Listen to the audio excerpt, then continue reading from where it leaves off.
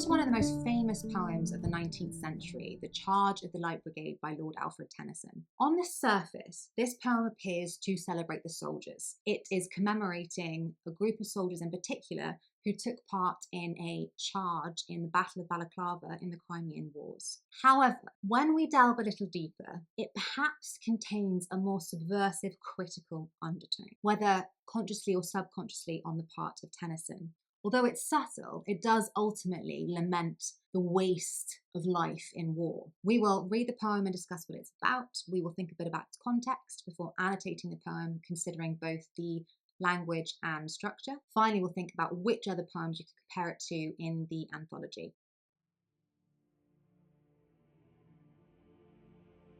Half a league, half a league, half a league onward, all in the valley of death rode the 600. Forward the Light Brigade, charge for the guns, he said. Into the valley of death rode the 600. Forward the Light Brigade, was there a man dismayed? Not though the soldier knew someone had blundered. Theirs not to make reply, theirs not to reason why, theirs but to do and die. Into the valley of death rode the 600. Cannon to right of them, cannon to left of them, cannon in front of them, volleyed and thundered. Stormed at with shot and shell, boldly they rode, and well. Into the jaws of death, into the mouth of hell, rode the 600. Flashed all the sabres bare, flashed as they turned in air, sabring the gunners there, charging an army while all the world wondered. Plunged in the battery smoke, right through the line they broke. Cossack and Russian reeled from the sabre stroke, shattered and sundered. Then they rode back, but not the 600. Cannon to right of them, cannon to left of them, cannon behind them, volleyed and thundered. Stormed at with shot and shell, while horse and hero fell. They that had fought so well came through the jaws of death, back from the mouth of hell. All that was left of them, left of 600. When can their glory fade? Oh, the wild charge they made, all the world wondered. Honour the charge they made, honour the Light Brigade, noble 600. This poem vividly describes the charge of these soldiers, the Light Brigade, after they follow orders and launch an attack in the Battle of Balaclava. And while it's full of praise for them, it also depicts a complete carnage. They are surrounded, cannon to right of them, cannon to left of them, cannon behind them. Hardly any of them make it back, and it is really a complete disaster. At the end, the speaker commands us to honour the memory of these soldiers and remember their bravery. So yes, while it presents the heroic deeds of the soldiers, the word hero is even in there, but so are the phrases jaws of death, valley of death, and so is the mention that this is the result of someone who blundered, who made a mistake. So what do you think? Do you think it is meant merely to celebrate the soldiers, or perhaps to criticise the meaninglessness of their death as well? Let's think a bit about the context.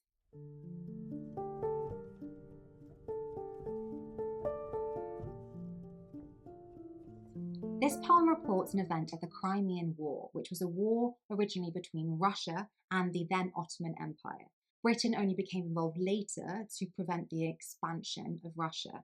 It was the most important war after Waterloo, which was the battle that won the Napoleonic Wars about 40 years earlier in 1815. It was not a very popular war. Many of the British public saw it as unnecessary, it was far away. There would have been a similar attitude to how, for example, the war in Afghanistan was perceived here.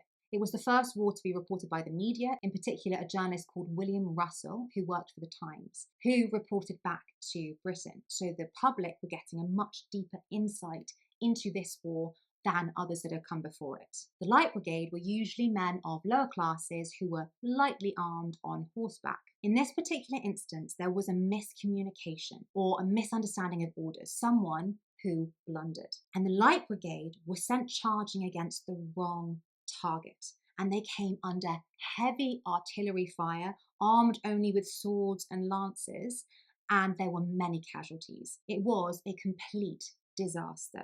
Tennyson's poem, which is a report of the event, was published in the newspaper 6 weeks after the Battle of Balaclava, which was the 25th of October 1854. Tennyson was a favourite of Queen Victoria's, and he was poet laureate, so he would have been a voice that was very much pro-Britain and pro-Empire. However, this poem doesn't convey pure heroism. There is criticism there too. Remember, this was a time that was the zenith or the peak of the British Empire. Britain was the most powerful nation in the world. They were the top dog. Only a few years earlier, in 1851, there had been the Great Exhibition, organised by Prince Albert, which focused on the greatness of the British Empire. Charge of the Light Brigade could be seen as the first questioning of that greatness. Yes, it was received as a celebration. It is ultimately about calamity and loss and someone having made a mistake. Although it was initially perceived as a patriotic piece, it does contain two sides. That it was a heroic charge, but also a meaningless disaster in which many soldiers died for nothing.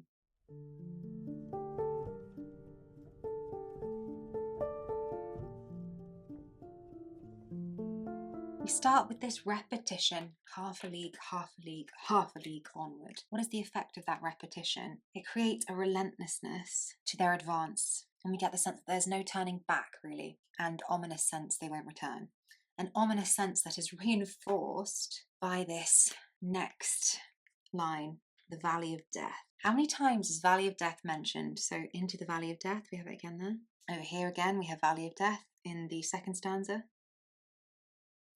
And the Valley of Death is a biblical allusion. It's from a famous psalm, "Yea, though I walk through the valley of the shadow of death, I will fear no evil." So this adds to this ominous sense that we already have, and it foreshadows the soldier's death.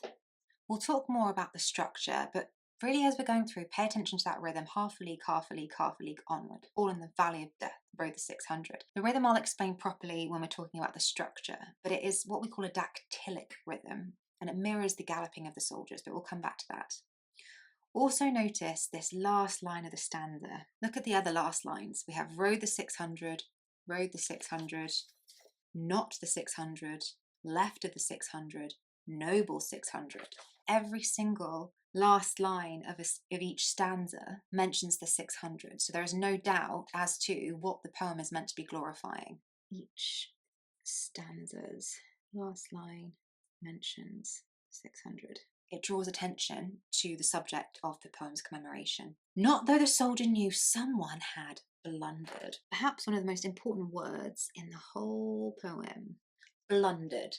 And our first subtle criticism, or even maybe not so subtle, I don't know, what do you think? If someone's blundered, they've made a mistake. It is the fault of that blunder that so many of the soldiers died. Also, what does blundered rhyme with? It rhymes with 100. And this last line, which we'll come back to again, all the world wondered. And that wondered could actually be a questioning of whether or not they did the right thing, whether or not they should be at this war. We then have some of the most famous lines of the poem. Theirs not to make reply, theirs not to reason why, theirs but to do and die. We've talked about this before. Do you remember that term for when you have repetition at the beginning of the line? Theirs not to... It is called anaphora. Well done if you remembered. Anaphora, the repetition at the beginning of the line. And what is that effect of that anaphora? And not only is it anaphora, it happens 3 times. Remember, we also call that a tricolon. We discussed it in another video. Remember, it's not enough just to point these out. It's not enough just to say, oh yes, this is anaphora, or this is a simile, or this is a metaphor, or this is whatever. You need to discuss the effect. So this anaphora, it draws attention to the soldier's lack of autonomy, as in to the soldier's powerlessness. They can't defy orders. They have no choice but to follow orders. And so it is not their fault that they are riding to their doom. It is the fault of their superiors. It is the fault of this person who blundered. So it draws attention to soldiers' powerlessness and lack of autonomy. They can't do as they want. And autonomy means that they can't make decisions for themselves. They have no choice but to follow their orders. And again, that subtly critical tone shines through. It was not the soldiers. It's not their fault that there was this calamity, this disaster. It was the person who blundered. And again, into the Valley of Death, that repeated biblical allusion we see throughout, adding to this foreboding and this foreshadowing of death. Canon to right of them, canon to left them, more anaphora. And this time, what does the anaphora highlight? Well, right, left, in front, later it mentions also behind. it shows they are surrounded. It is hopeless. The military fire is all-encompassing. There is no escape. Emphasize how soldiers are surrounded, all-encompassing. Artillery everywhere they're being shot at. They're only lightly armed and they're not able to fight back.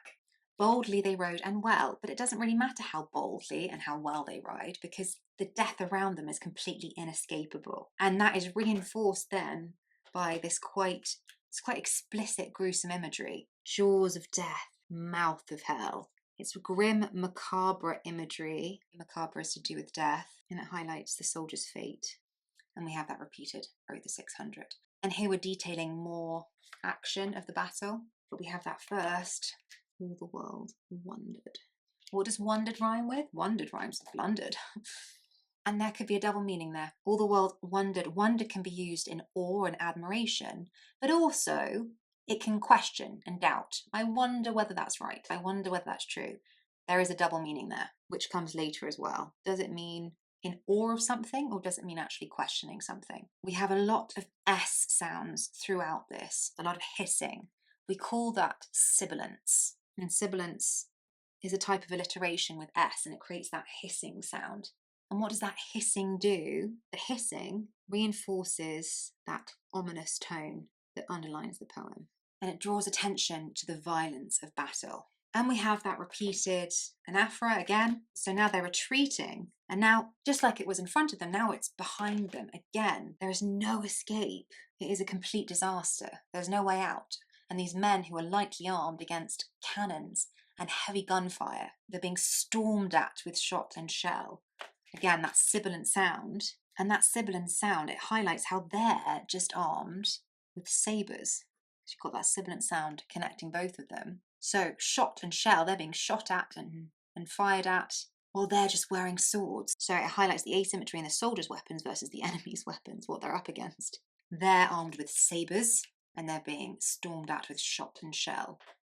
Hero. So there is heroism in the poem. He explicitly uses that. He sees them as heroes. We have that repeated imagery, that macabre imagery, jaws of death, mouth of hell, all that was left of them, left of 600. And that repetition of left of, a harsh reminder of the losses. Losses that were ultimately unnecessary because it was all because someone blundered. And we have this final stanza, which notice is shorter than the other stanzas. When can their glory fade? This rhetorical question, I think, could be read in more than one way. It could be genuine, that their glory is never meant to fade. They're meant to always be glorified because that's the only way their death can mean anything. But also, there's perhaps an undertone of irony as well. Is it glorious if they're dying for nothing? Is there a double meaning to that? And I feel the same with that, oh, the wild charge they made, that exclamation. Again, that same, is that meant to have an undertone of irony to it? That is one way to interpret it. It could be just face value. No, he's saying their glory will never fade and praising their wild charge. But it is followed again by this word. All the world wondered. That double meaning returns because of what it rhymes with blundered. And finally, we have this command to glorify the soldiers. And notice honour, honour. When we're giving an order, we call it an imperative. Really puts across then what is the purpose of this poem. The purpose is to honour these soldiers, even if there is also a simultaneous critical tone about the blunders of the leaders of the war who let such a catastrophe happen. In terms of its structure, this poem is a ballad, even though it isn't set to music. In that, it tells the story of the soldiers. A ballad memorializes a story for future generations. And so the form of this poem justifies its purpose, which is to commemorate the soldiers. The poem is divided into 6 stanzas, and there can be no doubt as to the poem's emphasis because the last line of each stanza mentions the 600. In terms of its meter, the poem has a dactylic rhythm. But a dactyl is a metric foot that has one stressed syllable followed by 2 unstressed syllables. The word poetry, for example, would be a dactyl. Poetry. If you look at the poem, half a league, you have that dactyl, that one stressful syllable followed by 2 unstressed. In the poem, the dactylic rhythm mirrors the horses galloping forwards, but it also creates a relentlessness to the poem's tone that echoes the unrelenting nature of the attack against the 600. So, which poems in the Power and Conflict anthology could you compare to Charge of the Light Brigade? An obvious comparison would be Bayonet Charge, because both involve soldiers advancing, Both start in medias res, or in the middle of the action, and both seem to criticise the leaders of war, although this is much less explicit and overt in Charge of the Light Brigade. Tennyson's poem does glorify the act of the soldiers, however, while Hughes focuses on the terror and isolation of a single soldier who questions the idea of dying for king and country when overwhelmed and faced with the realities of battle. Another obvious choice for comparison would be Remains, because both explore the consequences of conflict. However, Remains is a personal, first-hand account of a soldier that does anything but glorify his actions. The speaker is deeply haunted by his actions. Charge of the Light Brigade is obviously a third-person account with the intention of glorifying the soldier's sacrifice and bravery. So there's a lot of difference there. You could also compare it to Exposure, because again, both poets criticise the decisions of military leaders, although again, this is more subtle in Charge of the Light Brigade. In Exposure, though, the point is that nothing happens. The true enemy is the weather and the mismanagement of leaders who are allowing the soldiers to freeze to death. Charge of the Light Brigade, something does happen. It involves a lot of action. It involves military action, even if that military action is a disaster. And it does still glorify the soldiers. Owen, whose experience of war was first-hand, had more freedom to be explicitly critical. As poet laureate, however, Tennyson wouldn't have been in the position to be able to publicly criticise those in government responsible for the war. I hope this helped deepen your understanding of the poem, which is very different to the other war poems in the anthology. It is an interesting one to look at, partly because it's so famous. Lines like "theirs not to make reply, theirs but to do or die" are known by so many, but also because it has a deeper layer than the superficial celebration it first appears. Tennyson, whether intentionally or not, offers up both sides to the reader or listener. The glory and bravery of the soldiers, but also a lamentation for the unnecessary waste of human life.